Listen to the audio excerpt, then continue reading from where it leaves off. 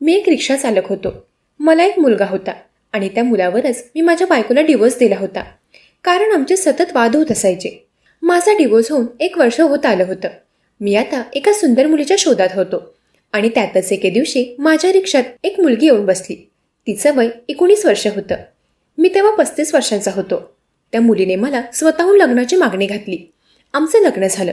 लग्न झाल्यावर पहिल्याच रात्री माझ्या पायाखालची जमीनच सरकली. कारण मी मनीष. मी तसा एक साधारण रिक्षा चालक होतो. माझं लग्नही झालं होतं, पण मला माझी बायको अजिबात आवडायची नाही. माझं तिच्याशी कुठे ना कुठे माझ्या मर्जीविरुद्ध लग्न झालं होतं. माझ्या आईच्या मैत्रिणीची ती मुलगी होती. आई मला म्हणाली होती की तिने आमच्या लहानपणीच आमचं लग्न ठरवलं होतं. मी माझ्या आईबाबांचा एकुलता एक मुलगा होतो. मी लहान असतानाच माझे बाबा गेले. मग आईकडून जेवढं शक्य होतं तेवढं तिने मला शिकवलं. माझं शिक्षण जास्त न झाल्यामुळे मी कुठे नोकरी करू शकलो नाही आणि मग शेवटी 2 पैसे कमवण्यासाठी मी रिक्षा चालवायला सुरुवात केली. आमचं तसं स्वतःचं घर होतं. माझ्या लग्नाच्या वेळी मी आईला सरळ नकार दिला होता की मी त्या मुलीशी लग्न करणार नाही. पण मला आईने एक अशी धमकी दिली की त्याच्यापुढे मी काहीच करू शकलो नाही. आई म्हणाली होती की जर तू मी सांगितलेल्या मुलीशी लग्न केलं नाहीस तर मी हे माझ्या नावावर असलेलं घर तुझ्या नावावर कधीच करणार नाही. हे घर विकून मी सर्व काही दान करेन. माझ्याकडे प्रॉपर्टी म्हणून तेवढं एक घरच होतं. एका रिक्षावर मी जास्त काही करू शकणार नाही हे मला चांगलंच माहीत होतं. मजबुरीने मग मला आईने सांगितलेल्या त्या मुलीशी लग्न करावं लागलं. बाबा गेल्यानंतर घर आईच्या नावावर झालं होतं. आमचं घर तसं 4 रूमचं होतं. त्यातील एक खोली आम्ही भाड्याने दिली होती. तिचे थोडेफार पैसे यायचे, तेवढाच घरात आधार होता. लग्न झाल्यापासून मी मंजूला माझी बायको म्हणून कधी प्रेम केलंच नव्हतं. ती फक्त माझ्या आईमुळेच आमच्या घरात होती. आता माझ्या लग्नाला 5 वर्ष झाली आहेत. आता मला एक मुलगाही आहे. माझ्या आईचं आता वय झाल्यामुळे ती खाट पकडून होती आणि एके दिवशी अल्पशा आजाराने ती गेली. आईच्या जाण्याला आता 6 महिने होत आले. ती होती तेव्हा आमच्यामधील भांडणं ती सोडवायची, पण आता जरा आमच्यात भांडणाचं प्रमाण जास्तच वाढलं होतं. मला तर मंजू माझ्या डोळ्यांसमोर नकोशी झाली होती. एके दिवशी आमच्यात खूप भांडण झालं. एवढ्या वर्षापासून मी ज्या गोष्टी मनात दाबून ठेवल्या होत्या त्या सगळ्या मी मंजूला बोललो आणि मी तिच्यासोबत आता अजिबात राहू शकत नाही हे बोलून मी तिला डिवोर्स देण्याचं नक्की केलं. तिच्याबद्दल मला काय वाटतं हे ऐकून मंजू अगदी शांत झाली होती. ती मुलाला घेऊन तिथून निघून गेली. ती तिच्या माहेरी गेल्यापासून मी तिला एकही कॉल केला नव्हता. मी तिला थेट डिवोर्सचे पेपर पाठवले. आज त्या घटनेला 8 वर्ष होत आले आहेत. आज मी 35 वर्षांचा आहे. आमचं घरही आता माझ्या नावावर झालंय. गेल्या काही वर्षांपासून मी लग्नासाठी सुंदर मुलीच्या शोधात होतो. बऱ्याच मुलींनी मला माझं वय बघून आणि घटस्फोटित म्हणून नाकारलं, पण मी माझा शोध काही थांबवला नव्हता.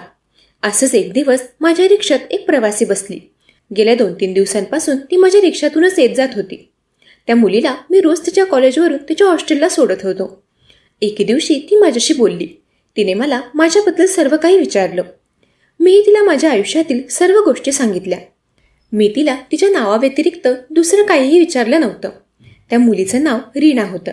ती रोजच माझ्या रिक्षामधून येऊ जाऊ लागली होती.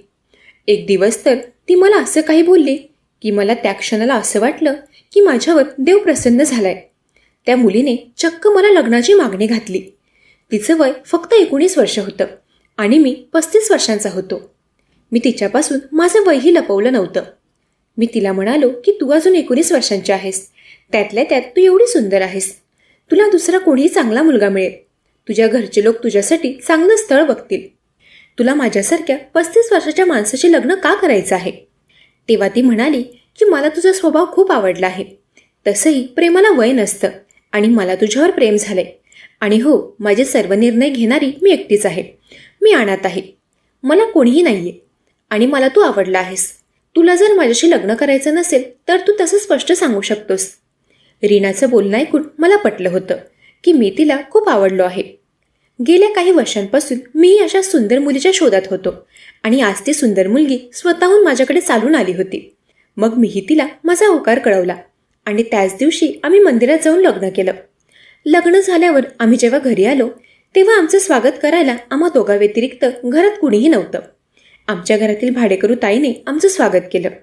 रीना एवढी सुंदर होती की तिला आमच्या कॉलनीतील सर्व लोक अगदी बघतच बसले होते. मी रीनाला आमचं घर दाखवलं. तिला घर खूप आवडलं. माझ्या 4 रूमच्या घरातील एक खोली मी भाड्याने दिली होती. रीनाने घरी येताच त्या महिलेला ती खोली रिकामी करायला सांगितली. मी तिला त्याचं कारण विचारलं तर ती म्हणाली की मला त्या खोलीत माझं काही सामान ठेवायचं आहे. छोट्याशा गोष्टीवरून काय चर्चा करायची या विचाराने मी रीनाला काही बोललो नाही. ती खोली खाली होताच रीना तिच्या हॉस्टेलमधून तिचं सामान घेऊन आली. आमच्या लग्नाला 2 दिवस झाले होते आणि आज आमचा मधुचंद्र होता. बराच वेळ झाला रीना काही रूममध्ये आली नव्हती. थोड्या वेळाने मी तिला बोलवायला जाणार तोच ती एक ग्लास घेऊन रूममध्ये आली. मला वाटलं पहिली रात्र म्हणून रीनाने दूध आणलं असावं, पण त्या ग्लासात दूध नसून काही वेगळंच होतं. मी तिला विचारलं हे काय, तर ती म्हणाली की हे ज्यूस पिलं तर तुम्ही तरुण दिसाल आणि मग आपला जोडा अजून छान दिसेल. रीनाचं म्हणणं मलाही पटलं होतं, कारण माझी बायको एवढी तरुण आहे तर मलाही थोडं मी तिला शोभेल असंच राहायला हवं. कारण जेव्हा मी रीनासोबत लग्न करून माझ्या घरी आलो तेव्हा माझ्या आजूबाजूचे काही लोकही मला बोलत होते, लंगूर की हात अंगूर. मी मनात हे सर्व विचार करत होतो. तेव्हाच रीना म्हणाली की तुम्हाला जर हे ज्यूस प्यायचं नसेल तर मी तुमच्याशी अजिबातच बोलणार नाही. असं बोलून ती तो ग्लास घेऊन रूम बाहेर जाऊ लागली. तेवढ्यातच मी तिला थांबवलं आणि म्हणालो, रीना आणतो ग्लास. लग्नाच्या पहिल्याच रात्री मी माझ्या सुंदर बायकोला नाराज कसं करू शकतो. असं बोलून मी तो ज्यूसचा ग्लास रीनाकडून घेतला व तो ज्यूस प्यायला. त्यानंतर तो दिवस खूप छान गेला. असाच आमचा छान संसार सुरू झाला. मी जेव्हाही माझ्या बायकोसोबत घराबाहेर पडायचो तेव्हा आमच्या कॉलनीतील लोक बघतच असायचे. माझी बायको घरातील त्या चौथ्या खोलीत मला कधीही जाऊ द्यायची नाही. मी याचं कारण तिला बऱ्याच वेळा विचारलं तर ती म्हणाली की माझं जो काही सामान आहे त्यात माझ्या आईबाबांच्या काही आठवणी आहेत आणि मला त्या माझ्या व्यतिरिक्त दुसरं कोणालाही बघू द्यायच्या नाहीत. एरवी मी माझ्या बायकोला काही जरी बोललो तरी ती मला सोडून जाईल अशी धमकी देऊ लागली होती. गेल्या काही दिवसांपासून माझी बायको मला रोज 1 डझन अंडी आणि कच्ची केळी आणायला सांगायची. मी तिला हे का पाहिजे म्हणून विचारलं तर ती म्हणाली की तुम्ही माझी एवढी छोटी गरजही पूर्ण नाही करू शकत का.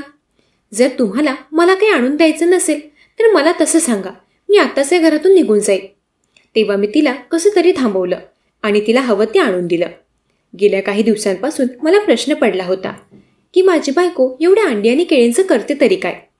पण मला एके दिवशी ती काही रस्त्यावरच्या गरीब लोकांना ते देताना दिसली आणि घराच्या आजूबाजूच्या काही लोकांकडूनही मी ऐकलं होतं की माझी बायको गरजवंतांना मदत करते. माझी बायको चांगलं काम तर करत होती, पण आता तो सर्व काही खर्च मला पेलवत नव्हता, कारण आता मला घराचं भाडंही येत नव्हतं. सर्व काही माझ्या रिक्षाच्या कमाईतच चालत होतं.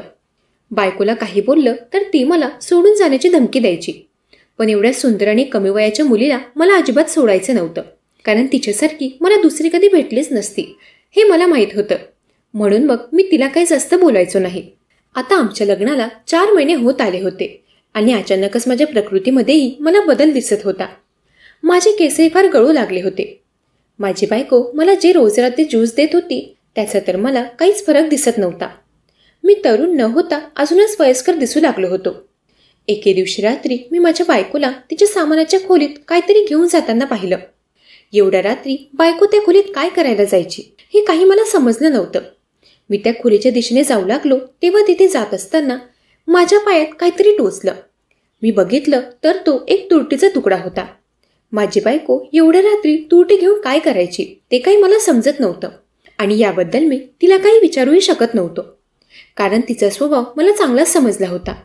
तिला रोकटोक केलेली अजिबात आवडायचं नाही. 2-3 दिवस झाले मी माझ्या बायकोचं ते सर्व काही बघत होतो. ती रोज तुरटी घेऊन त्या रूममध्ये जायची. एकदा मी त्या रूमचा कानोसा घेतला तर मला आतून बायकोचे आवाज येऊ लागले आणि तेही फार विचित्रच. पण तेव्हा माझे ते रूमचा दरवाजा ठोठावण्याची हिंमत झाली नाही, कारण मी तिला काही आता विचारलं असतं तर यावेळी नक्कीच ती मला सोडून निघून गेली असती असं मला वाटलं. म्हणून मग मी शांतपणे माझ्या रूममध्ये आलो व रीनाची वाट बघू लागलो. नंतर बऱ्याच वेळाने ती रूममध्ये आली, पण ती जेव्हा रूममध्ये आली तेव्हा ती फार थकल्यासारखी वाटत होती. ती रूममध्ये येताच झोपी गेली.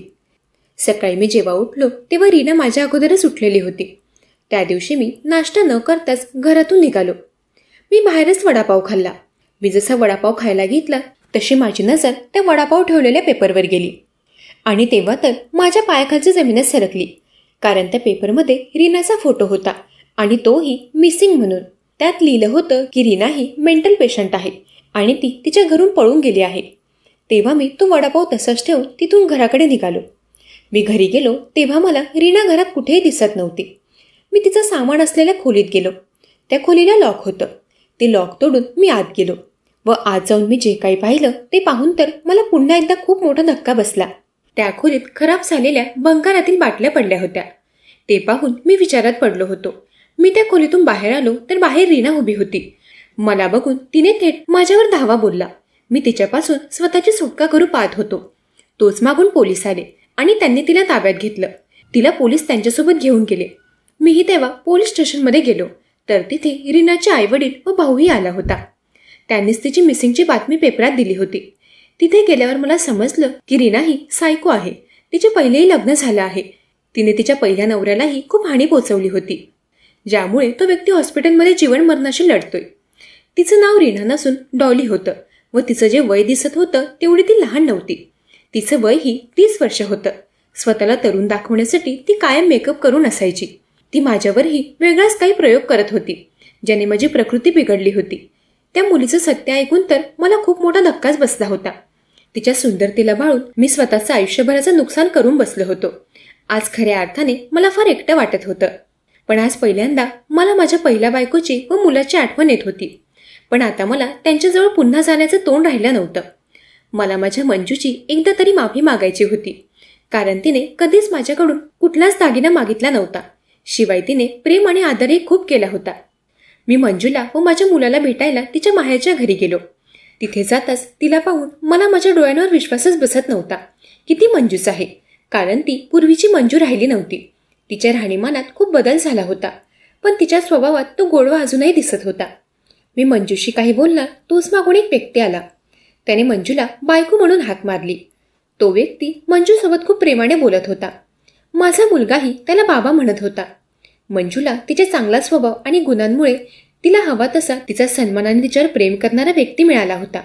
तिचं सुख पाहून मला तिच्याबद्दल फार आनंद वाटला.